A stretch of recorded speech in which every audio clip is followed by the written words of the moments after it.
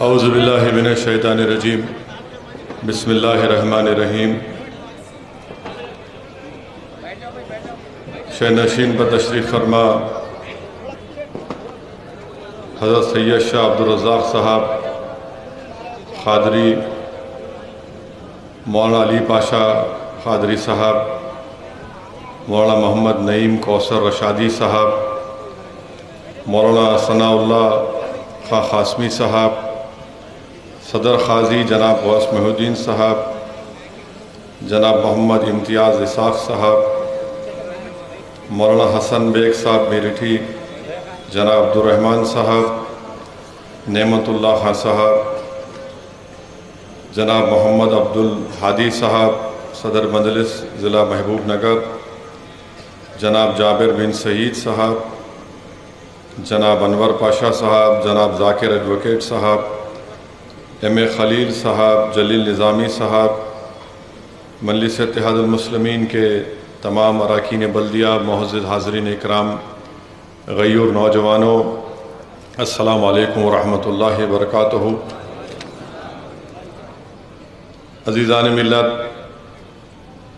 اس جلسے کا انعقاد اس لیے نہیں کیا گیا ہے کہ ہم کسی سے اپنی وفاداری کو منوانا چاہتے ہیں۔ اس جلسے کا انعقاد اس لیے بھی نہیں کیا گیا کہ ہم میں کوئی احساس کمتری ہے۔ اس جلسے کا انعقاد کرنے کا منشا اور مقصد ایک ہی ہے کہ ہم اپنے بزرگوں کی قربانیوں کا جشن منائیں، ہم اپنے بزرگوں کی ان قربانیوں کو یاد کریں اور زمانے کو اور دنیا کو یہ بھی بتائیں کہ یقیناً وطن عزیز کو آزادی ملی، مگر آزادی کی جنگ میں ہم صرف پسینہ بہانے والوں کو یاد نہیں کر سکتے اور جان کی قربانی دینے والوں کو ہم ان کو فراموش نہیں کر سکتے۔ جنہوں نے پسینہ بہایا یقیناً ہم ان کو یاد کریں گے اور یاد کرتے رہیں گے، مگر جنہوں نے اس ملک کی آزادی کے لیے اپنی جان کے نذرانے پیش کر دیے، ہمارا اخلاقی فریضہ یہ ہے کہ ہم ان کو ہمیشہ یاد کرتے رہیں، ان کو سلام کرتے رہیں اور ان کی قربانی اور ایثار سے ہم اپنے آپ میں ایک جذبے کو پیدا کریں تاکہ ہم بھی اس ملک کو اور مضبوط کر سکیں۔ عزیزان ملت اسلامیہ، آپ نے ابھی سنا کہ کیسے بھارت کو آزادی ملی۔ معزز علماء کرام نے آپ کے سامنے سید احمد شہید رحمۃ اللہ علیہ، حضرت اسماعیل دہلوی رحمۃ اللہ علیہ کا ذکر کیا، وہیں پر پلاسی کی جنگ کا بھی ذکر کیا۔ 15 اگست کو 47 میں اس ملک کو آزادی ضرور ملی، مگر اس آزادی کی لڑائی میں ہم سن 57 کی جنگ آزادی کے ان علماء کرام کے عظیم قربانی کو نہیں بھول سکتے۔ ہم 1757 کی پلاسی کی جنگ میں سراج الدولہ کی عظیم قربانی کو نہیں بھول سکتے۔ بکسر میں جو جنگ ہوئی ہم اس کو نہیں بھول سکتے۔ روہیلا کی جو جنگ ہوئی ہم اس کو نہیں بھول سکتے۔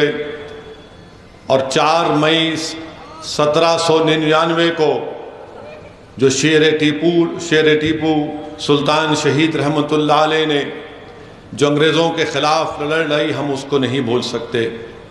آج ہم کیا دیکھ رہے ہیں کہ جو مسلمانوں سے نفرت کرتے ہیں وہ ٹیپو سلطان کے تعلق سے جھوٹ اور غلط بیانی سے کام کرتے ہیں۔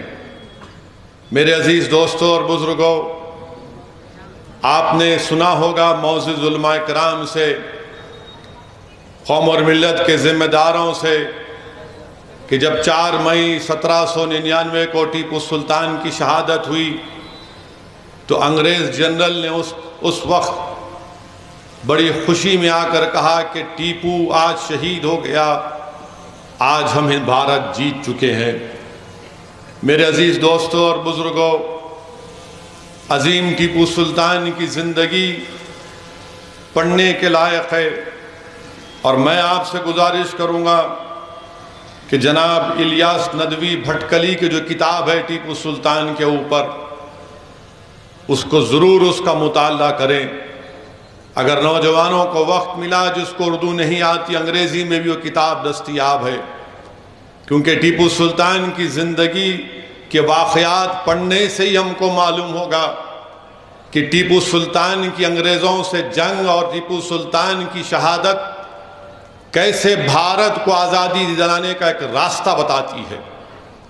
میرے عزیز دوستوں اور بزرگوں، شہید ٹیپو سلطان کی پرورش کے تعلق سے الیاس بھٹکلی اپنی کتاب میں لکھتے ہیں کہ ان کے والد حیدر علی نے، جو خود زیادہ پڑھے لکھے نہیں تھے، انہوں نے ٹیپو سلطان کی تعلیم کا بہترین انتظام کیا اور ٹیپو سلطان کو اتنا قابل بنایا کہ ٹیپو سلطان نہ صرف دین کے بارے میں جانتے تھے، بلکہ ٹیپو سلطان فارسی، عربی، کنڈا اور فرینچ زبان بھی بولنا اور لکھنا جانتے تھے۔ جب حیدر علی ان کے والد نے ٹیپو سلطان سے پوچھا کہ تم کو کیا تحفہ چاہیے، تو ٹیپو سلطان نے کہا کہ مجھے ایک لائبریری تحفے میں چاہیے، اور اس وقت ٹیپو سلطان کی کتابیں فرانس سے منگوائی گئیں، اور وہ ٹیپو سلطان نہ صرف میدان میں ایک بہادر تھا بلکہ ایک قابل آدمی بھی تھا۔ میرے عزیز دوستوں اور بزرگوں، تاریخ یہ بتاتی ہے کہ ٹیپو سلطان نے 17 سال کی عمر میں انگریزوں سے مقابلہ کیا۔ ٹیپو سلطان شہید نے 17 سال کی عمر میں انگریزوں سے مقابلہ کیا، اور ٹیپو سلطان جب سلطان بنے اپنے والد کے انتقال کے بعد، تو صرف 17 سال ان کی حکومت رہی۔ 17 سال میں ٹیپو سلطان نے ساحلی علاقوں میں فیکٹریاں بنائیں، اسلحہ بنانے کی فیکٹریاں بنائیں، راکٹ بنانے کی فیکٹری بنائی، اور ٹیپو سلطان نے ایسے راکٹ بنائے کہ بڑے بڑے ایمونیشن بنانے والے بھی آج بھی ٹیپو سلطان کو سلام کرتے اور خراج عقیدت پیش کرتے ہیں کہ دنیا کی جنگ میں اگر کسی نے راکٹ میں بہتری پیدا کی تو اس کا نام ٹیپو سلطان تھا۔ ٹیپو سلطان، اب بھائی صاحب خاموش بیٹھیے، یہ سیاسی جلسہ نہیں ہے۔ ٹیپو سلطان نے سلک کی فیکٹری قائم کی، ٹیپو سلطان نے اس وقت ٹائپ بنانے کا طریقہ ایجاد کیا، اور اردو اخبار ٹیپو سلطان نکالتا تھا۔ پہلی جنگ ٹیپو سلطان نے 17 سال کی عمر میں انگریزوں کے خلاف لڑی۔ دوسری جنگ ٹیپو سلطان نے 1880، 4 سال ٹیپو اور حیدر علی نے انگریزوں سے جنگ لڑی۔ تنجور میں ٹیپو سلطان کو کامیابی ملی، اور اس 4 سالہ جنگ کے دوران حیدر علی رحمت اللہ علیہ کا انتقال ہو جاتا ہے۔ تیسری مرتبہ ٹیپو سلطان نے جنگ لڑی تو انگریزوں کے ساتھ مراٹھا اور نظام تھے، ٹیپو سلطان کو کامیابی نہیں ملی۔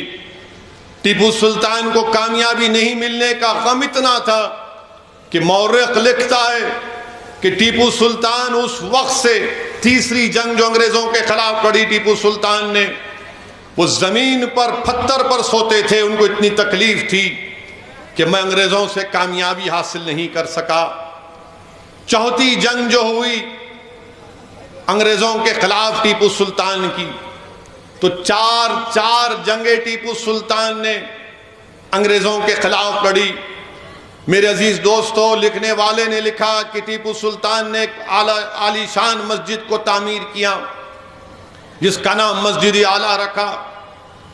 ٹیپو سلطان نے اس میں 4 کتبے تعمیر لکھوائے اس وقت کے مشہور خطاطوں سے۔ اس میں ایک کتبے میں مسجد کا ذکر، ایک میں اللہ سبحانہ و تعالیٰ کے 99 اسماء حسنہ، ایک کتبے میں رسول اللہ صلی اللہ علیہ وسلم کے 99 اسماء گرامی، اور چوتھے کتبے میں ٹیپو سلطان نے جہاد پر خطاطوں سے لکھایا۔ اور اس مسجد کے تعلق سے کہا جاتا ہے کہ ٹیپو سلطان کی جب عمر 7 سال کی تھی تو کسی ایک اللہ کے ولی نے ٹیپو سلطان کے چہرے کو دیکھ کر کہا کہ ایک دن تو میسور کا بادشاہ بنے گا، اور ٹیپو سلطان سے کہا کہ جب تم میسور کا بادشاہ بن جاؤ گے تو تم مسجد کو تعمیر کرنا۔ اس وقت ان کے والد محض ایک ملازم تھے، حیدر علی ایک ملازم تھے۔ میں اس بات کا ذکر اس لیے کر رہا ہوں کہ ٹیپو سلطان کی زندگی کو پڑھنا بے حد ضروری ہے۔ اسی سے نوجوانوں کو، ہم سب کو ایک حوصلہ ملتا ہے ناانصافی کے خلاف کرنے کے لیے۔ یہ آج ہم جلسہ منا رہے ہیں کہ مسلمانوں کا جنگ آزادی میں رول، تو ٹیپو سلطان کی قربانی کو کوئی نہیں بلا سکتا۔ تو رک جائیے بھائی،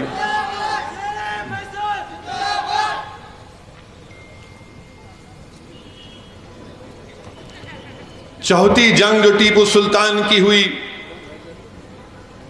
ذرا بولیے ہادی صاحب، آپ کے چاہنے والے دکھ رہے پورے، یا تو آپ اوپر جا کر بیٹھ جائیے جھنڈا ہلاتے ہوئے، یہاں سے روکیے نہ تو پھر۔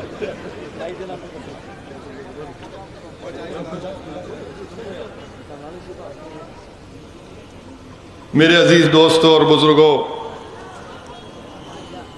چوتھی جو جنگ انگریزوں سے ہوئی، یہ لفظ چار کو یاد رکھو آپ، چار جنگیں ٹیپو سلطان نے انگریزوں سے کی، اور ہمارے پڑوسی ریاست میں کرناٹک میں ٹیپو سلطان اور ساورکر کے اوپر بحث ہو رہی ہے۔ تو ٹیپو سلطان 4 بار انگریزوں سے جنگ لڑے، اور جب چوتھی جنگ ہوئی ٹیپو سلطان کی انگریزوں سے، تو میر صادق نے غداری کی۔ میر صادق نے غداری کی، انگریزوں سے مل کر میر صادق نے ٹیپو سلطان کے قلعے پر جو توپیں تھیں اس میں بارود نہیں، مٹھی رکھ دی، اور واقعات میں آیا کہ 4 مئی کے دن جب ٹیپو سلطان ظہر کی نماز پڑھ کر بیٹھے تھے، تو 4 مئی کے دن ظہر کی نماز پڑھ کے ٹیپو سلطان جب کچھ کھانا چاہ رہے تھے، ایک لقمہ اپنے منہ میں ڈالا، تو ان کے پاس یہ خبر آئی کہ انگریز قلعے میں داخل ہو گئے اور سید عبدالغفار شہید ہو گئے ہیں۔ تو ٹیپو سلطان نے اپنے کھانے کو چھوڑا، ان کے گھوڑے کا نام طاؤس تھا، گھوڑے کو منگایا، بندوق کو اپنے گلے میں ڈالا، تلوار منگائی، اور کہا کہ آج فیصلے کا دن ہے۔ اور ٹیپو سلطان اپنے قلعے میں ڈوڈی دروازے کی طرف، دلی دروازے کی طرف جانا شروع کر دیے۔ تو میر صادق نے انگریزوں کو بتایا کہ سلطان ٹیپو شہید نکل چکے ہیں۔ جب ٹیپو سلطان ڈوڈی دروازے کی طرف جاتے ہیں تو وہاں پر انگریزوں کا داخلہ ہو چکا تھا، ٹیپو سلطان ان سے مقابلہ کرتے ہیں۔ پھر واپس جانا چاہتے ہیں ٹیپو کسی اور دروازے کی طرف، تو وہاں پر بھی کسی نے ان سے غداری کی تھی، اس نے بھی دروازہ بند کر دیا۔ آپ اندازہ لگائیے کہ یہ شخص نماز ظہر سے مغرب کے وقت تک لڑتا رہا۔ انگریزوں سے یہ شخص ٹیپو سلطان نماز ظہر سے مغرب تک لڑتا رہا۔ ایک نو مسلم ان کا خادم تھا، وہ بھی انگریزوں کو اپنا ضمیر بیچ چکا تھا۔ ٹیپو اس سے پلٹ کر کہتے تھے کہ تھوڑا پانی پلا دے، مگر اس نے پانی نہیں دیا۔ ظہر سے لے کر مغرب آ گئی، اب سورج غروب ہونے والا ہے، ٹیپو تھک چکے ہیں۔ ایک گولی جسم پہ ٹیپو کی لگ جاتی ہے اور ٹیپو مقابلہ کرتے رہتے ہیں، کیونکہ ٹیپو نے اللہ سے وعدہ کیا تھا کہ اللہ جب تک میرے جسم میں جان رہے گی میں ان کافر انگریزوں سے مقابلہ کرتا رہوں گا۔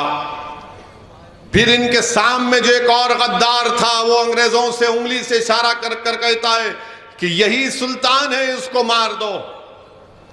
میرے عزیز دوستوں اور بزرگوں، لکھنے والے نے اچھا لکھا کہ ٹیپو سلطان نے سبط رسول صلی اللہ علیہ وسلم کی سنت پر چل کر یہ بتا دیا، جس طرح کربلا کے میدان میں آل رسول اور امام حسین کو پیاسا رکھا گیا تھا، ٹیپو نے بھی سبط رسول امام حسین اور آل رسول کی سنت پر چل کر بتا دیا کہ ظالموں سے مقابلہ ہوگا اور پنجہ آزمائی ہوگی۔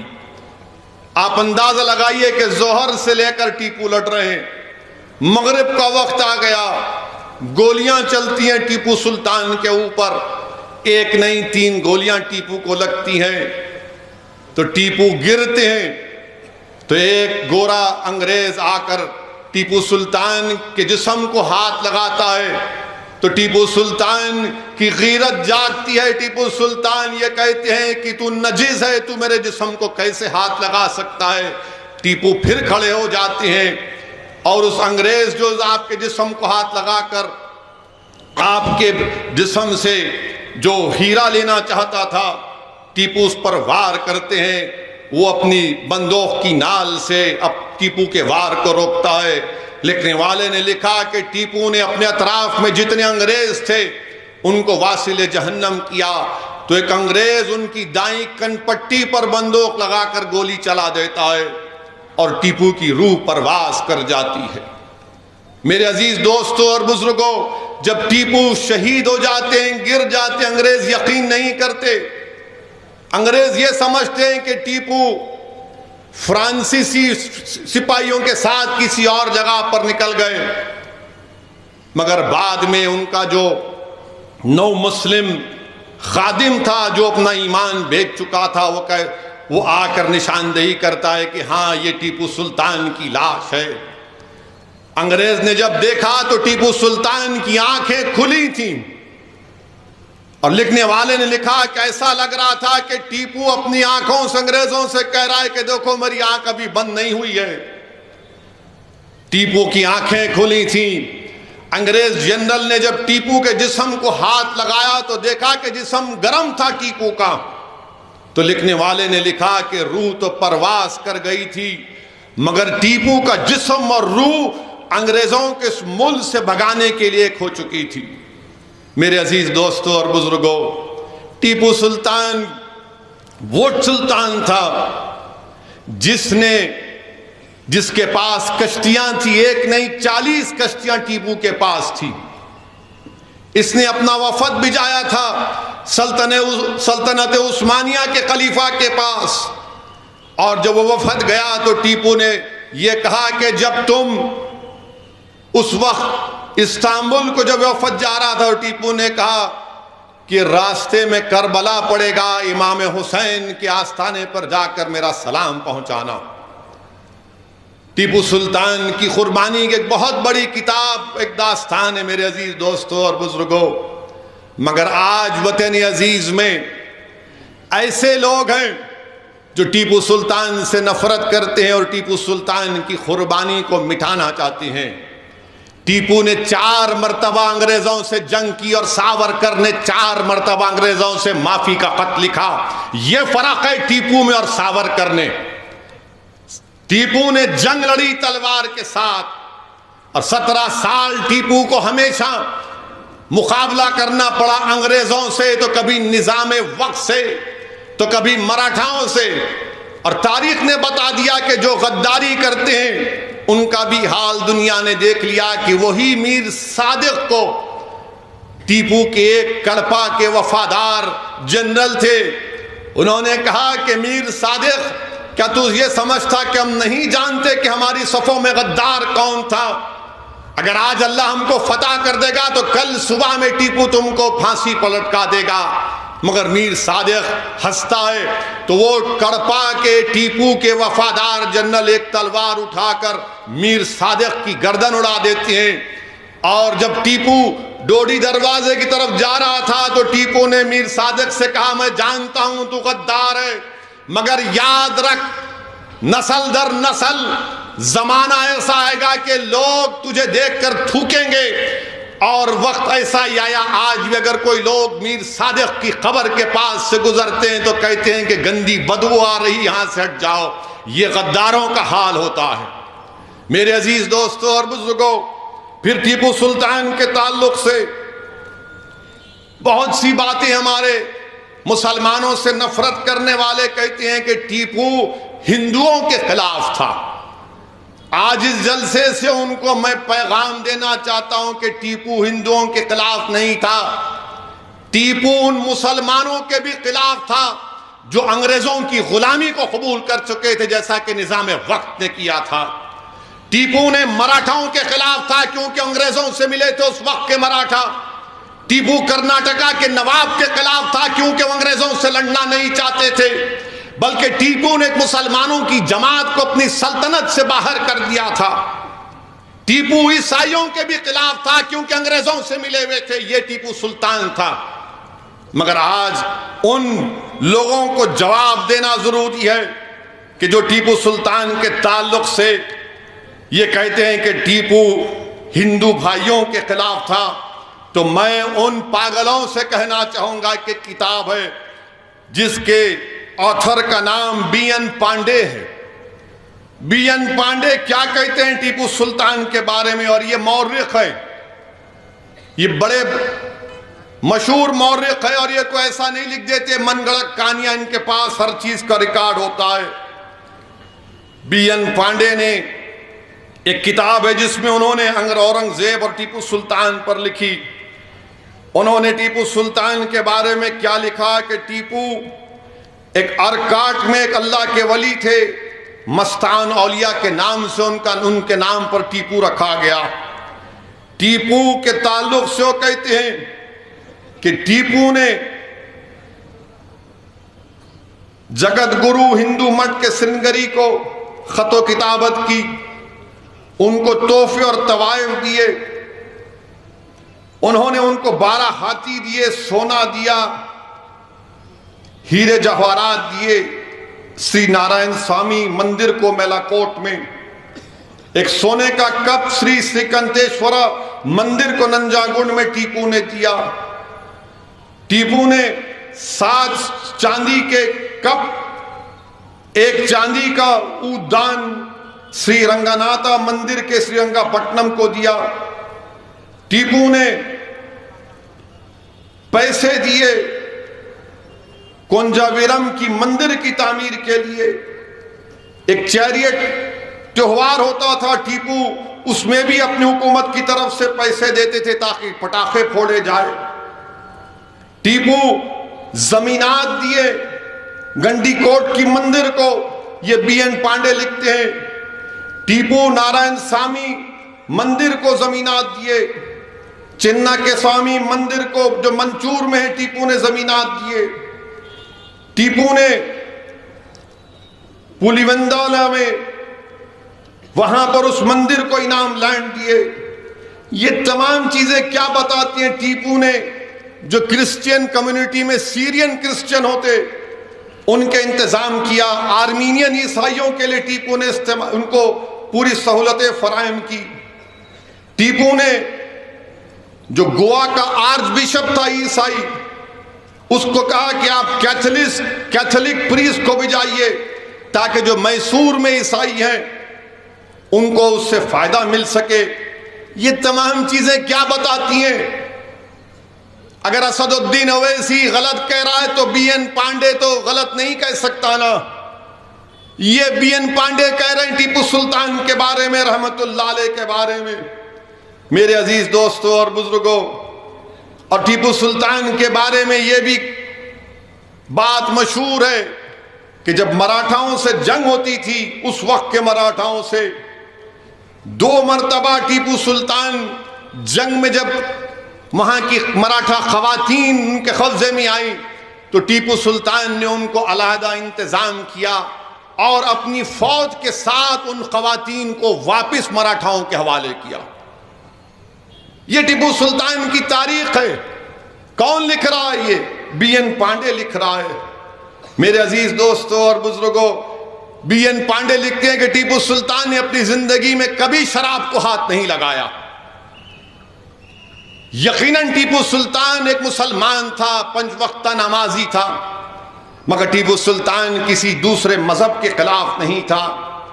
میرے عزیز دوستوں اور بزرگوں، ٹیپو سلطان نے جب امریکہ کو 4 جولائی 1783 میں آزادی ملی تو امریکہ کی آزادی پر ٹیپو نے 108 توپوں کی سلامتی امریکہ کو پیش کی۔ آپ بتائیے کتنا دور اندیش تھا، نیپولین کے پاس لوگوں کو بھجایا۔ ٹیپو نے نظام وقت کے پاس کئی خط و کتابت کرے کہ آؤ ملتے ہیں، مل کر لڑتے ہیں، ہمارا دشمن انگریز ہے، غلامی قبول نہیں کرنا چاہیے انگریزوں کی۔ ٹیپو کے کئی خط و کتاب، بلکہ اس وقت کے نظام وقت کا نام یاد نہیں آ رہا، ٹیپو نے جا کر جب ان کے والد زندہ تھے ملاقات کی، ان کو ہاتھی دیے، جواہرات دیے، تو اس وقت کے نظام نے ٹیپو کو خطاب دیا تھا کہ نصیب الدولہ کا خطاب دیا تھا۔ میرے عزیز دوستوں اور بزرگوں، یہ ٹیپو سلطان کے واقعات ہیں۔ یہ ٹیپو سلطان کے بارے میں بی این پانڈے نے اپنی کتاب میں لکھا۔ میں آپ سے گزارش کروں گا نوجوانوں سے کہ ٹیپو کی زندگی کا مطالعہ کریں، اور جو لوگ آج مسلمانوں سے نفرت کی بنیاد پر ٹیپو سلطان سے نفرت کرتے ہیں، تم بتاؤ پھر بی این پانڈے جو لکھ رہا ہے وہ سچ ہے یا جھوٹ ہے؟ اگر جھوٹ ہے تو تم بتاؤ تمہارے پاس کیا ریکارڈ ہے؟ ہاں، بادشاہ وقت ہے، اگر کوئی بادشاہ کے خلاف لڑے گا تو بادشاہ مذہب نہیں دیکھتا تھا۔ میرے عزیز دوستوں اور بزرگوں، وہیں پر اگر یہ بات بھی اگر ان کو سمجھ میں نہیں آئی تو بھارت کی آزادی کے بعد 1950 میں ہم کو پہلا آئین ملا، کانسٹیٹیوشن ملا۔ اس آئین کی جب کتاب بنائی گئی تھی، اس کتاب میں بھارت کے کانسٹیٹیوشن میں ان تمام لوگوں کی تصاویر ہے جو آج بھاجپا کے لوگ ٹیپو سے نفرت کرتے ہیں۔ بتاؤ،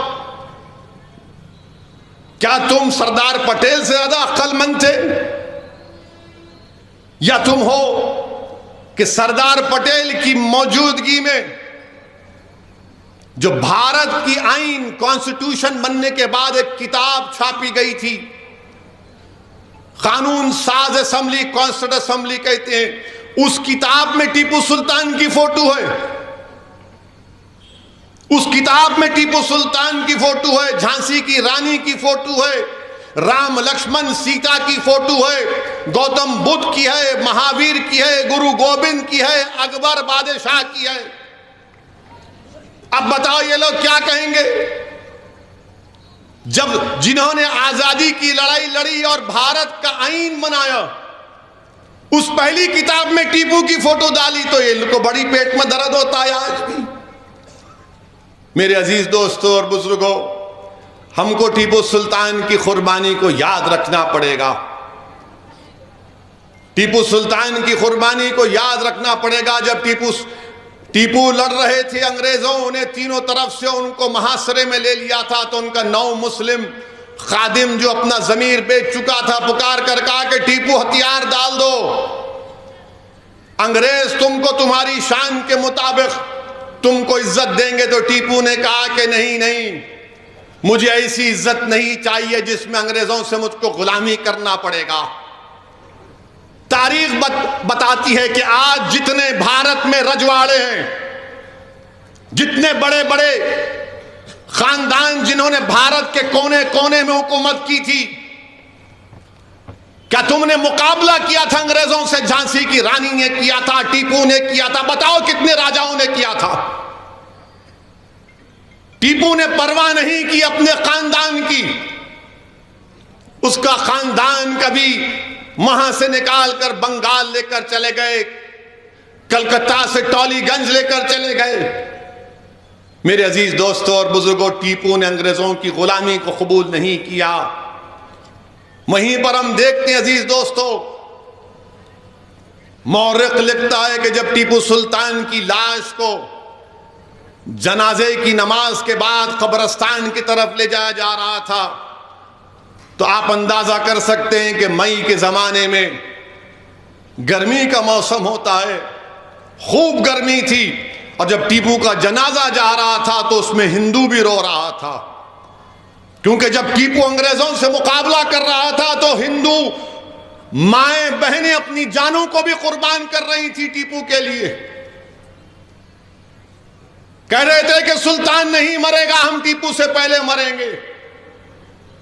جب ٹیپو کا جنازہ جا رہا تھا تو مورخ لکھتا ہے کہ گرمی اتنی شدت کی تھی کہ سناٹا تھا، لوگ رو رہے تھے، کوئی اپنے بالوں کو کھینچ رہا تھا۔ اور جب ٹیپو کو دفنانے کے بعد انگریزوں نے اپنی بندوقوں سے ٹیپو کو سلامی دینے کے لیے ہوا میں فائرنگ کی تو مورخ نے لکھا کہ قدرت نے ایک عجیب منظر پیش کیا کہ آسمانوں سے بجلی کڑکنا شروع ہو گئی، آسمان ٹیپو کی شہادت پر رو رہا تھا، اتنی بجلی کڑک رہی تھی کہ انگریزوں کی بندوقوں کی گولیوں کی آواز ان بجلیوں کے سامنے ختم ہو گئی۔ مورخ نے لکھا کہ گویا آسمان بھی ٹیپو کی شہادت پر رو رہا تھا۔ کیا مورخ یہ لکھتا ہے کہ جب کیرلا میں خواتین اپنے چھاتیوں پر کپڑا نہیں پہنتی تھی تو کس نے کہا کہ چھاتیوں کو کپڑا پہننا پڑے گا؟ ٹیپو نے کہا تھا۔ ٹیپو نے کیا کہا تھا کہ اگر مرد اگر ایسا کرتے، بتایا گیا نہیں کرتے، تو کہا کہ خواتین کو بھی اپنے چھاتیوں کو کور کرنا پڑے گا، انسانوں کی بلی دی جاتی تھی۔ ٹیپو نے کہا غلط ہے۔ میرے عزیز دوستوں اور بزرگوں، آج یہ بے وقوف ظالم لوگ ٹیپو کو بدنام کرتے ہیں۔ 2018 میں برطانیہ میں ایک مشہور و معروف آکشن کی کمپنی، حراج کی کمپنی، اس کا نام کرسٹیز ہے، کرسٹیز، انہوں نے ٹیپو کے انگوٹھی حراج کی۔ اس کی قیمت جب میں پڑھا تو تعجب کر رہا تھا۔ اس کی قیمت، جو انگوٹھی بکی انگریز پاؤنڈ کی 1,45,000 پاؤنڈ، 1,45,000 پاؤنڈ کی انگوٹھی کا ٹیپو کی حراج ہوئی۔ اور اس انگوٹھی پر کیا لکھا ہوا تھا؟ رام کا نام لکھا ہوا تھا۔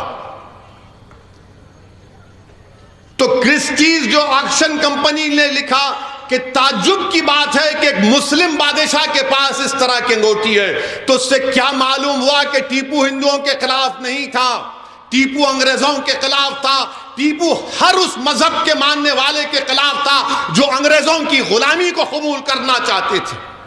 مگر ٹیپو غلامی کو قبول نہیں کرنا چاہتا تھا، ٹیپو اس ملک کو انگریزوں کی غلامی سے آزاد کرانا چاہتا تھا۔ ٹیپو عظیم مجاہدین آزادی ہے اس بھارت کا، اسی لیے سمویدھان بنانے والوں نے ٹیپو کی فوٹو بھارت کے سمویدھان کی پہلی کتاب میں جھانسی کی رانی کے ساتھ شائع کی۔ تو جو لوگ آج ٹیپو اور ساورکر کی بحث کر رہے ہیں، کہاں زمین اور کہاں آسمان، کوئی مقابلہ نہیں ہو سکتا ٹیپو سے، کوئی مقابلہ نہیں ہو سکتا۔ اس نے اپنا سب کچھ قربان کر دیا تھا اس ملک کی آزاد کرانے کے لیے۔ میرے عزیز دوستوں اور بزرگوں، وہیں پر ہماری جنگ آزادی میں 26 سپٹمبر 1943 میں نیتا جی سبھاش چندر بوس نے انڈین نیشنل آرمی بنائی تھی۔ مسلمان نیتا جی سبھاش چندر بوس کے ساتھ بھی تھے۔ نیتا جی سبھاش چندر بوس، جہاں پر بہادر شاہ ظفر کی خبر آج بھی ہے برما میں، وہاں پر برما کے ایک لیڈر تھے باما، ان کو نیتا جی سبھاش چندر بوس نے 2.5 لاکھ کا نذرانہ دیا، اور نیتا جی سبھاش چندر بوس نے بہادر شاہ ظفر کی خبر کے سامنے کھڑے ہو کر تقریر کی۔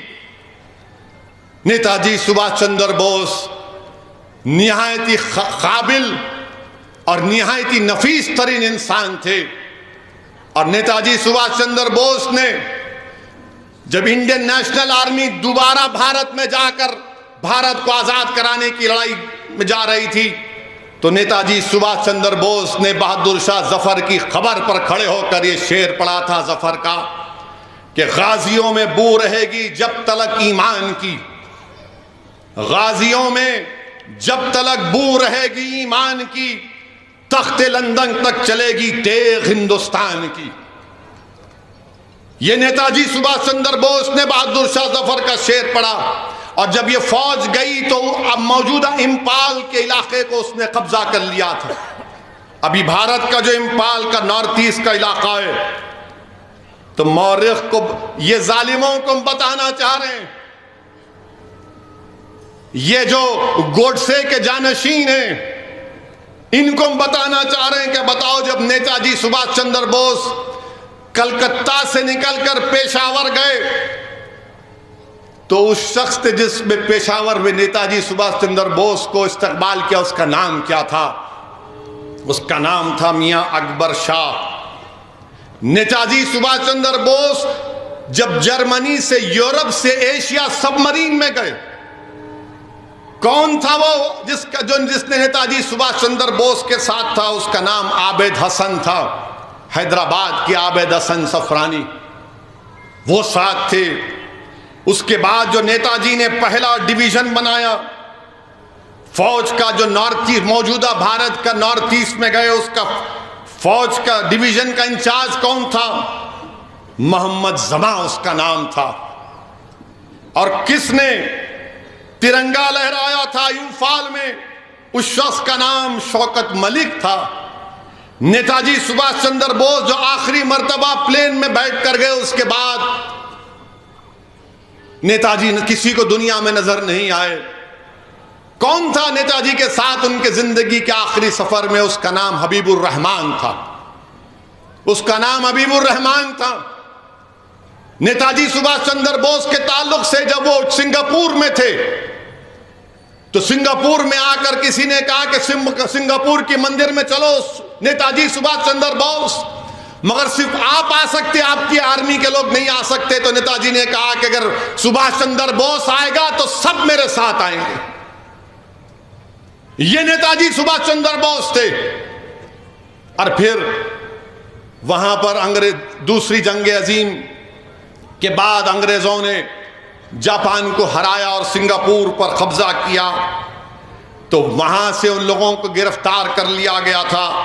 لال قلعے میں ایک بہت مشہور مقدمہ چلا، 5 نومبر 1945 کو لال قلعے میں مقدمہ چلا، اور نیتاجی کی فوج میں جو لوگ تھے سپاہی، ان کو لایا گیا، اور پھر مہاتما گاندھی ان نیتاجی کے سپاہیوں سے ملنے گئے تھے، انڈین نیشنل آرمی کے۔ تو مہاتما گاندھی نے ان سپاہیوں سے پوچھا سبھاش چندر بوس کے کہ تم کیسے ہو؟ تو انہیں کہا ہم اچھے ہیں، کسی چیز کی شکایت ہے؟ تو سپاہیوں نے کہا کہ گاندھی جی ہم کو جیل میں رکھا گیا ہے لال قلعے میں، مگر ہم کو چائے دی جاتی ہے، ایک ہندو کی چائے اور مسلمان کی چائے ہے، یہ کیسے؟ تو مہاتما گاندھی نے پوچھا پھر تم نے کیا کیا؟ تو انہوں نے کہا گاندھی ہم نے ہندو اور مسلمان کی چائے اور ہندو مسلمان کا کھانا ملا کر کھانا کھاتے ہیں، ہم نہ ہندو کی چائے پیتے ہیں، نہ ہندو کی چائے پیتا ہے، نہ مسلمان کی چائے پیتا ہے۔ میرے عزیز دوستوں اور بزرگوں، اسی لال قلعے کے مقدمے میں ایک آواز آ رہی تھی، نعرے لگ رہے تھے پورے بھارت میں۔ کیا نعرے لگ رہے تھے پورے بھارت اور دلی کی گلی کوچوں میں؟ کہ لال قلعے سے آئی آواز، سنگل، ڈلہن اور شاہ نواز۔ کون تھے سنگل؟ نیتاجی پریم سہگل ان کا نام تھا، گربخش، ڈلہن اور شاہ نواز، جنرل شاہ نواز تھے۔ ان تینوں کو سزا دی گئی تھی۔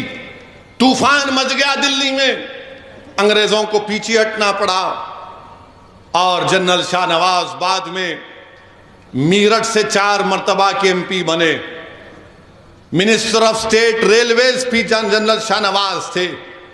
میرے عزیز دوستوں اور بزرگوں، یہ ہمارے بزرگوں کی قربانیوں کا ذکر کرنا ضروری ہے، کیونکہ آج ہر کوئی آ کر کہہ رہا ہے کہ پاکستان بنا رہے۔ پاکستان ہم نہیں بنائے، پاکستان جس نے بنایا اس سے جا کر پوچھو۔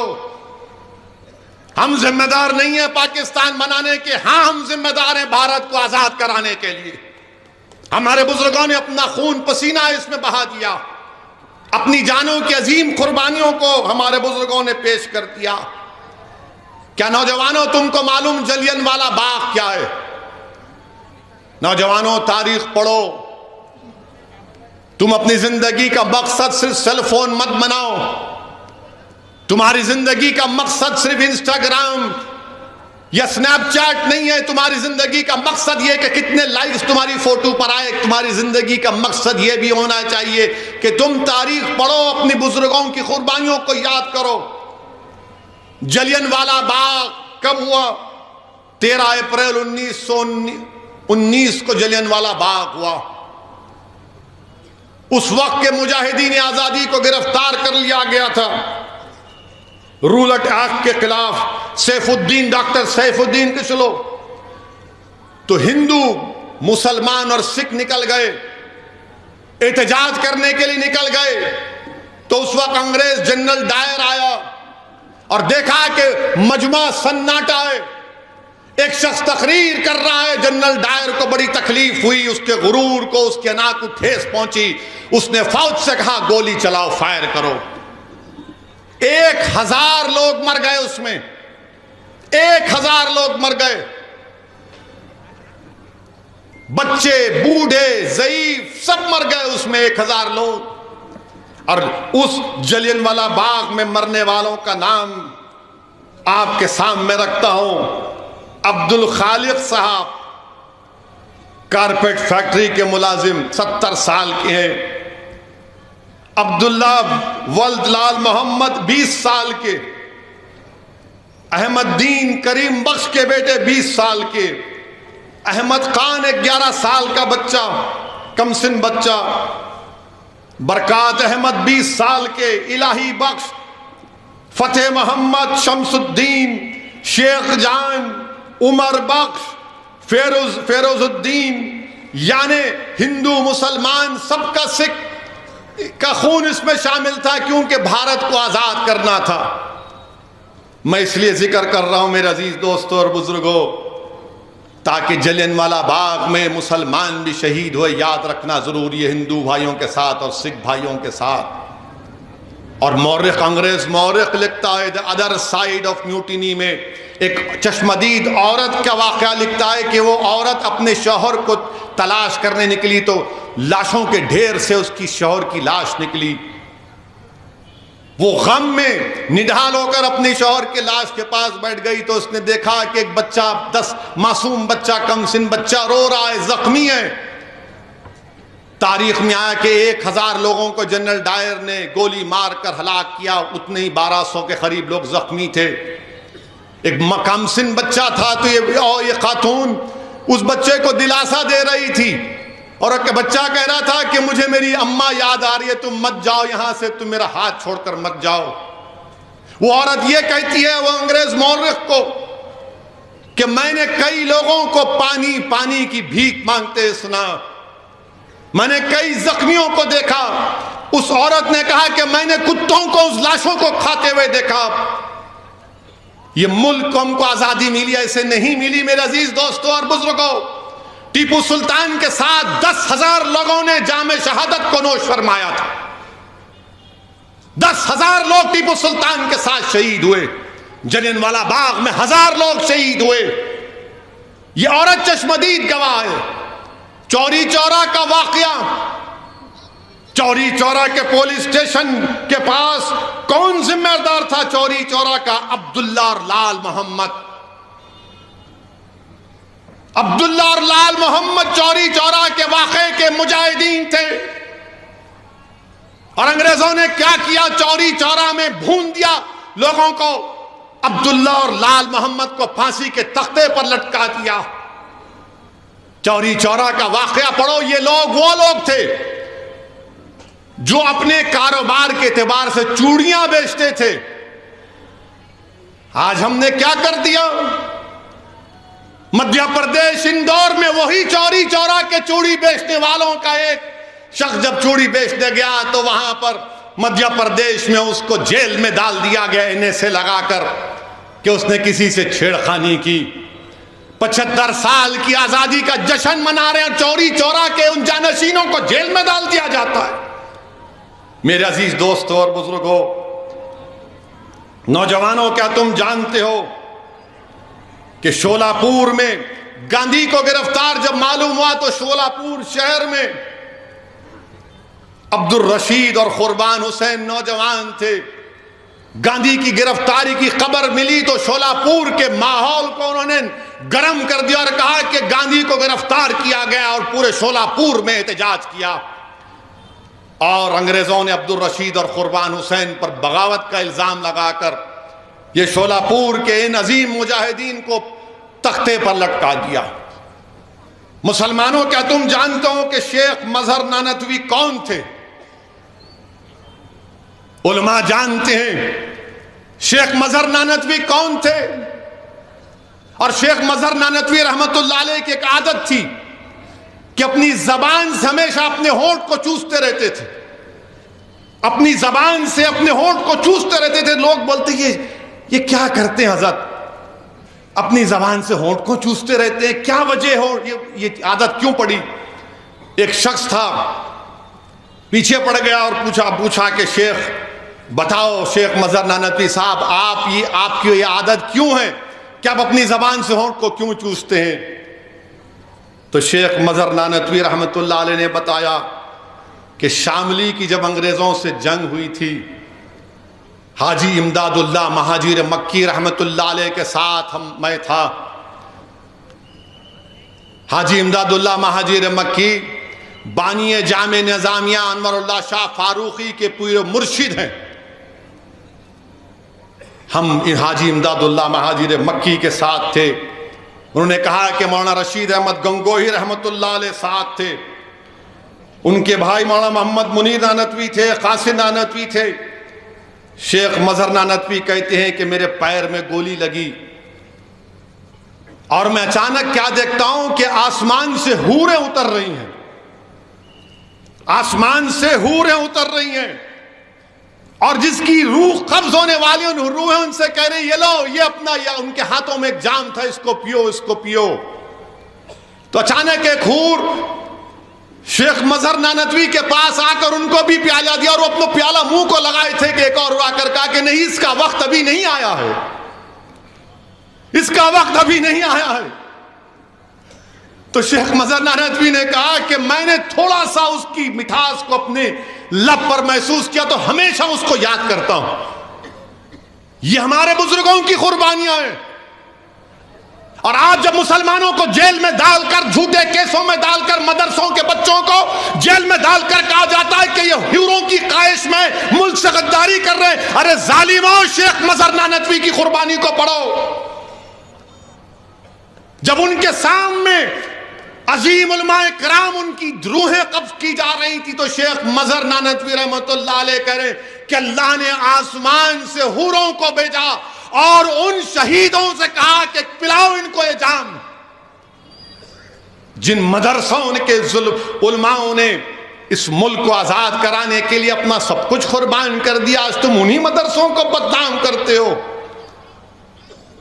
انہی مدرسوں کو بدنام کرتے ہو. تم نے کیا کیا بدنام کرنے والوں؟ تم کو ملک کے بارے میں معلوم ہی نہیں. ارے بھارت سے وفاداری کا سرٹیفکیٹ ہم سے پوچھنے والوں یا تم بانٹنے والے ہو؟ بتاؤ، صبح 4 بجے اگر کوئی اٹھتا ہے تو سجدہ کرتا ہے اسی بھارت کی سرزمین پر تہجد کی نماز میں. فجر کی نماز ہوتی ہے پر بھارت کی سرزمین پر سجدہ کرتا ہے، ظہر کی نماز میں، عصر کی نماز میں، مغرب کی نماز میں، عشاء کی نماز میں، نفل سنت موقدہ میں. ارے مجھ سے زیادہ اس زمین پر سجدے کرنے والا کوئی ہے ہی نہیں، کیونکہ مجھے زمین سے محبت ہے. اور پھر بولتے کہ یہ بھارت تمہارا نہیں ہے، تم دوسرے درجے کے شہری بنا دیے جاؤ گے. ظالموں، یاد رکھو، ہم مسلمانوں کا عقیدہ یہ ہے کہ جب اللہ سبحانہ و تعالیٰ نے حضرت آدم علیہ السلام کو دنیا میں بھیجا تو حضرت آدم علیہ السلام جو سب کے ڈیڈی ہیں، بابا ہیں، وہ بھارت کو آئے تھے. علماء موجود ہیں، پوچھ لیجئے. حضرت آدم علیہ السلام بھارت سے کئی مرتبہ حج کرنے گئے، وہ بھارت کو نہیں چھوڑے، حج کر کے واپس آئے. اور ہمارا عقیدہ یہ ہے کہ سب حضرت آدم علیہ السلام کی نسل سے ہیں. وہ سب کے باپ ہیں۔ میرے عزیز دوستوں اور بزرگوں، چھوڑو یہ باتیں جو مسلمانوں سے نفرت کرتے ہیں، اگر جہالت کی بنا پر کرتے ہیں تو میں ان سے اپیل کر رہا ہوں کہ تاریخ کا مطالعہ کرو۔ مجھے تکلیف اس بات کی ہے کہ ہم آزادی کے 75 سال منانے جا رہے ہیں، اور جس دن بھارت کے پردھان منتری لال قلعے سے تقریر کرتے ہوئے بھاشن دے کر کہا کہ بھارت میں مہیلاؤں کو، خواتین کو عزت ملنی چاہیے، ہم کو عزم لینا، حوصلہ لینا چاہیے کہ خواتین کو عزت کی نگاہوں سے دیکھنا چاہیے۔ ابھی پردھان منتری کا بھاشن ختم نہیں ہوا تو خبر آ گئی کہ بلقیس بانو کی جس نے عزت لی تھی ان کو گجرات کی بھاجپا کی سرکار نے ان کو چھوڑ دیا۔ پردھان منتری نے اپنی تقریر میں بیگم حضرت محل کا ذکر کیا۔ کون تھی بیگم حضرت محل؟ بیگم حضرت محل اپنے کم سن بچے کے ساتھ ہاتھی پر بیٹھ کر انگریزوں سے مقابلہ کیا تھا۔ ہاتھی پر بیٹھ کر شہید احمد اللہ ان کے ساتھ تھے۔ بیگم حضرت محل نے لکھنؤ کی ریزیڈنسی پر حملہ کر دیا، بلکہ انہوں نے ایک جنگ بھی جیتی تھی۔ بیگم حضرت محل نے ایک جنگ بھی جیتا۔ میرے عزیز دوستوں اور بزرگوں، انگریز پوری فوج کو جمع کیے، بیگم حضرت محل کو لڑتے لڑتے نیپال میں پناہ لینا پڑا۔ آج بھی ان کی خبر نیپال کی جامع مسجد میں بیگم حضرت محل کی خبر ہے۔ بی اماں کون تھی؟ پردھان منتری آپ جانتے ہیں بی اماں کون تھی بھاجپا والوں؟ بی اماں برقع پہن کر naan cooperation quit India movement میں تقریر کرتی تھی کہ گاندھی نے کہا بی اماں سے۔ بی اماں میواتی کون تھی؟ بیٹا بیمار تھا، شوہر جیل میں تھا، تو اس میوات کی بہادر ماں نے خط لکھا اپنے شوہر سے، کہا کہ خبردار اپنے بیٹے کی بیماری کا بہانہ مت بنا کر انگریزوں کے خلاف، انگریزوں سے سمجھوتا نہیں کرنا۔ بتائیے پردھان منتری کیا اس طرح خراج عقیدت پیش کریں گے حضرت محل کو، بی اماں کو؟ کیا اسی لیے بی اماں حضرت محل نے اس ملک کے لیے قربانی دی کہ ان کی بیٹی جس کا نام بلقیس بانو ہے اس کو عزت لوٹنے والوں کو چھوڑ دیا جائے گا؟ کون ہے بلقیس بانو؟ 2002 میں بلقیس بانو کو گجرات کے اس پروگرام میں، جینوسائیڈ میں، بلقیس بانو کو اس کے پڑوسیوں نے اس کی عزت لوٹی۔ وہ بلقیس بانو جو پڑوسیوں کو چچا کہتی تھی، ان چچاؤں نے بلقیس بانو کی عزت لوٹی۔ وہ بلقیس بانو جس کے ہاتھ میں چوڑیاں تھیں، اس نے اس کی عزت لوٹنے والوں کی دکان سے اس وقت چوڑیاں پہنی ہوئی تھی، اس نے اس کی بلقیس بانو کی عزت لوٹی۔ بلقیس بانو حاملہ تھی جب اس کی عزت لوٹی گئی۔ بلقیس بانو کی 3 سال کی بچی تھی جس کو اس کی سام میں اس 3 سال کے بچی کو لے کر اس کے سر کو پتھر سے مار کر قتل کر دیا گیا۔ اس کے بعد باری باری سے ظالموں نے بلقیس بانو کی عصمت ریزی کی۔ بلقیس بانو کے سامنے اس کی ماں کو اور 4 رشتہ داروں کی عزت لوٹ کر ان کا قتل کر دیا گیا۔ بلقیس بانو برہنہ ہو چکی تھی، کپڑوں کا ٹکڑا لے کر آدی واسی بھائیوں بہنوں کے پاس بھاگتے چھپتے پھری، وہ کپڑا دیے۔ بلقیس بانو کے شوہر نے اپنی بیوی کو ہمت دلائی، میں سلام کرتا ہوں بلقیس بانو کے شوہر کو۔ اللہ مسلمان شوہروں کو بلقیس بانو کے شوہر سے حوصلہ حاصل کرو کہ اس نے اپنی بیوی کے انصاف کے لیے اپنے بیوی کے ہر طرح سے مدد کی۔ 2004 میں مقدمہ عائد ہوا۔ پولیس بلقیس بانو کی کہانی کو یقین نہیں کر رہی تھی، بلقیس بانو نے پولیس کے خلاف کیس کیا۔ میڈیکل ڈاکٹروں نے جھوٹی رپورٹ دی، بلقیس بانو نے ان کے خلاف رپورٹ کی، مقدمہ کیا۔ اس کا مقدمہ گجرات سے باہر ممبئی میں ہوا، ٹرائل کورٹ میں سزا ہوئی، پھر بمبے ہائی کورٹ میں ان کو سزا دی گئی۔ میرے عزیز دوستوں اور بزرگوں، 75 سال کی آزادی کا امرت اتسو منا رہے ہیں، اور بھارت کی ایک بیٹی کے ساتھ اس طرح کا سلوک کر دیا جاتا ہے کہ اگر کسی کی بیٹی کی عزت لوٹی جائے گی اور اس کو کہا جائے گا کہ کیا تم راضی ہو کہ تمہاری بیٹی کی عزت لوٹی گئی، اس کی بیٹی کو قتل کر دیا گیا، اس کے پیٹ میں جو حمل تھا وہ ضائع ہو گیا، اس کو چند سال کے بعد چھوڑ دیا جائے گا؟ تم راضی ہو؟ تو کوئی باپ، کوئی ماں، کوئی بھائی، کوئی بہن تیار نہیں ہوگی، کوئی انسان تیار نہیں ہوگا۔ جس کے دل میں انسانیت زندہ ہوگی وہ کہے گا کہ نہیں، ایسے ظالموں کو جیل میں سڑانا چاہیے۔ میرے عزیز دوستو اور بزرگوں، اس بات کی ہم کو تکلیف ہے کہ آزادی کا امرت اتسو تو منا رہے ہیں، مگر بلقیس بانو کہہ رہی ہے کہ میرا غم پھر سے تازہ ہو گیا، انصاف پر سے میرا اعتماد کمزور پڑ گیا۔ بتاؤ پردھان منتری آپ کیا کریں گے؟ اور ریویو کمیٹی جو کلیمنسی دی گئی سی آر پی سی میں ہے، قانون میں گنجائش ہے کہ اگر کوئی قیدی اتنے سال جیل میں رہتا ہے تو حکومت کے پاس اختیار ہے، کمیٹی بنائی ریویو کمیٹی۔ ریویو کمیٹی میں کون ہے؟ بھاجپا کے 5 لوگ، 2 ایم ایل اے اس میں، اور ایک صاحب تو گودرا کے ٹرین کے اس واقعے میں پروسیکیوشن کے وٹنس تھے، وہ موجود۔ جو ٹرائل کورٹ کا جج کی بھی رائے لینا پڑتا، اس نے کہا کہ نہیں چھوڑنا چاہیے ان لوگوں کو، جنہوں نے بلقیس بانو کی عزت لوٹی، اس کی ماں کی عزت لوٹ کر 4 خواتین کو مار دیا، اس کی بیٹی کو مار دیا۔ ٹرائل کورٹ کے جج نے کہا کہ نہیں چھوڑنا چاہیے۔ آزادی کا امرت اتسو منا رہے ہیں، دیش کی 50% آزادی سے کیا پیغام دیش دے رہا ہے؟ تھوڑی دیر کے لیے بھول جاؤ کہ وہ مسلمان تھی، تھوڑی دیر کے لیے سمجھو کہ وہ ہندو تھی، وہ عیسائی تھی، سکھ تھی، وہ انسان تھی۔ ہم ہندو مسلمان کے چکر میں ایک بچی سے جو اس کی عزت کے تار کو توڑ دیا گیا، آج بھارت میں کوئی آواز نہیں اٹھاتا۔ کہاں گیا وہ جذبہ، وہ روڈ پر آنا، وہ احتجاج کرنا؟ کچھ نہیں۔ کیوں؟ کہ اس کا نام بلقیس ہے بول کر۔ یاد رکھو آج بلقیس سے ہوا، کل کسی اور سے خدا نخواستہ نہ ہو جائے۔ اور وہ کیا کہتی ہے میلیز، وہ جو ریویو کمیٹی کے میلیز ایک ٹی وی چینل کے انٹرویو میں کہتی ہیں، کیا کہتی ہے؟ جن لوگوں نے بلقیس بانو کی عزت لوٹی وہ برہمن ہیں اور سنسکاری ہیں۔ کسی کی بیٹی کی عزت لوٹنے والا سنسکاری ہو سکتا ہے ظالم؟ اگر تیری بیٹی کی کوئی عزت لوٹے تو سنسکاری کہے گا تو اس کو؟ اس طرح کی بات آن ریکارڈ کہی گئی۔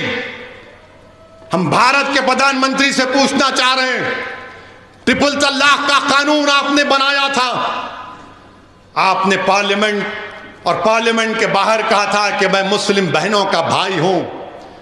پردھان منتری بلقیس بانو بھی آپ کی بہن کی بیٹی ہے، پردھان منتری بلقیس بانو بھی آپ کی بھائی کی بیٹی ہے۔ آپ نریندر مودی ہیں مگر آپ دیش کے پردھان منتری ہیں، آپ ملک کے وزیر اعظم ہیں۔ ہم آپ سے اپیل کرتے ہیں، انصاف کی خاطر آپ اپنے اختیارات کو استعمال کریے اور ان 11 لوگوں کو دوبارہ جیل بھیجائیے۔ وہ بلقیس لاچار اور یتیمی کی حالت میں آج کہہ رہی ہے کہ میں دنیا سے بات نہیں کروں گی، میں دنیا سے بات نہیں کروں گی، انصاف پہ سے میرا بھروسہ اٹھ چکا ہے۔